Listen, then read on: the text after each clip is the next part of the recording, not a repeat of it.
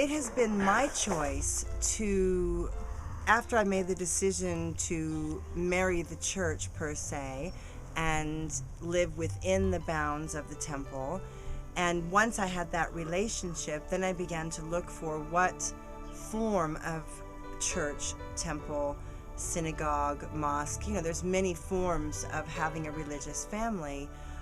Right. And I really, really liked the legal entity known as a free church.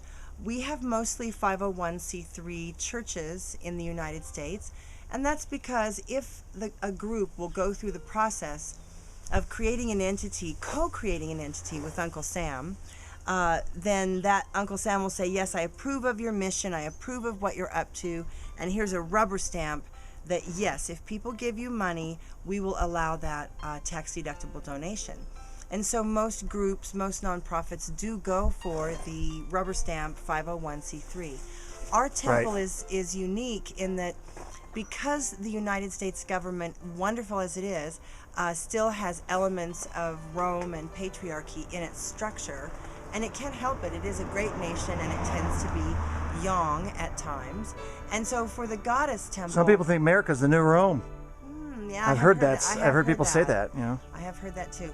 And so what made sense for the Goddess Temple, because the Goddess Temples were so cruelly and violently overthrown by the Roman Empire, it didn't make sense to me to have the temple co-create with the federal government, which is what is required. If you want to have a 501c3, you have to want the federal government to sit on the board of your church. It's like a partnership?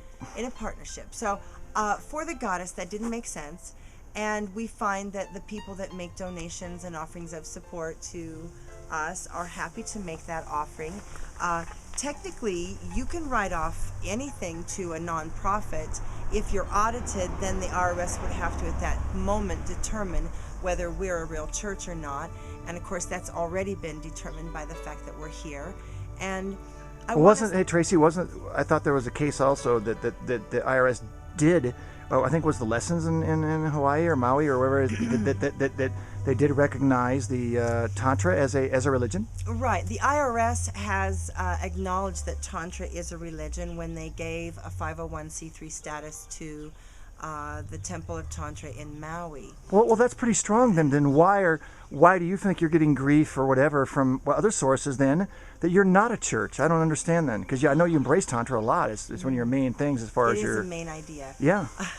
I would say that people react to something that they don't understand with fear and apprehension.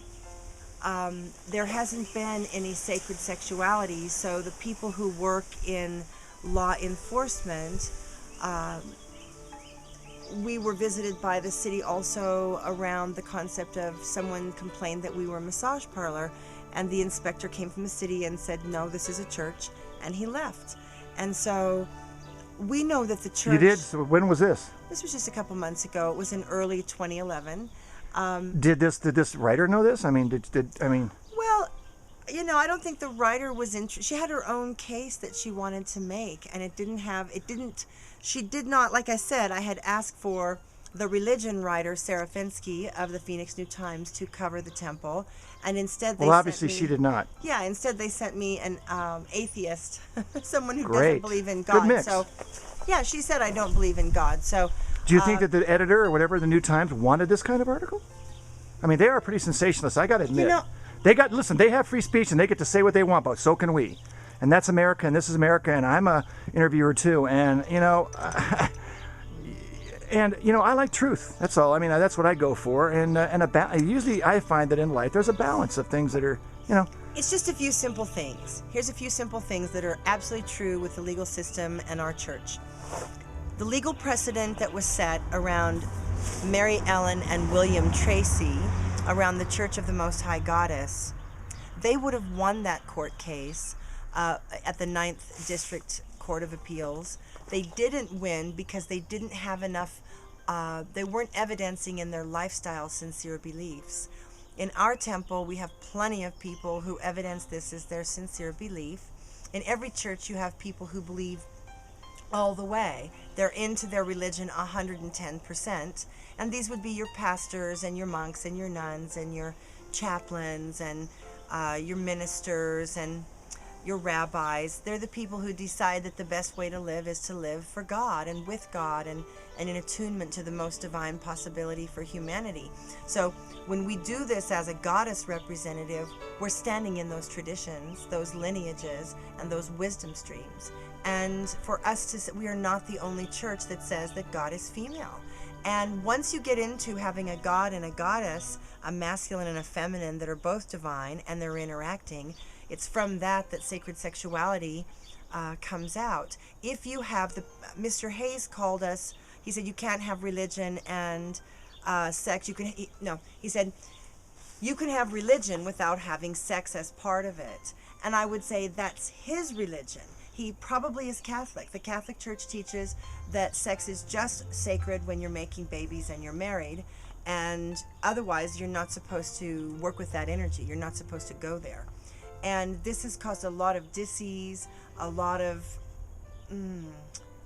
alienated affections. A lot of things have happened around telling people don't do anything with that root energy. So when he said that, when Mr. Hayes said you can have religion without sex, he then interpreted what religion is.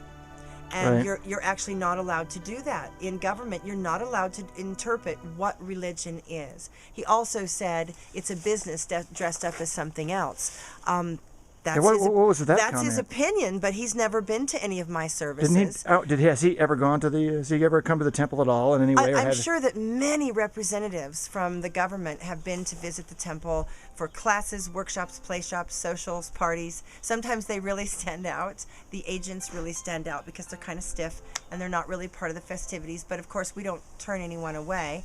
And usually when someone is there to sort of spy on the temple and not receive any blessings from the goddess and not really study energetic health or sacred sexuality, those people do tend to stick out because they come in with a full matrix, a full cup, so to speak.